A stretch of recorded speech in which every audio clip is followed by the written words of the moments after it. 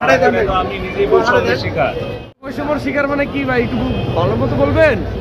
বন্ধু তো কথা বলতে পারে 7 দিনে একবার 10 মিনিট, 2 মাস হলে কথা বলতে দেয় না, ফ্যামিলির সাথে কথা বলতে দেয় না। আমি নিজেই তো বৈষম্যের শিকার।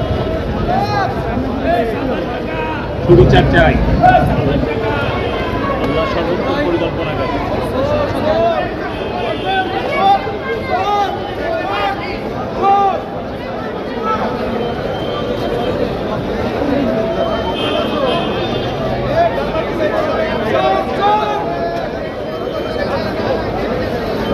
কিছু বলবেন না?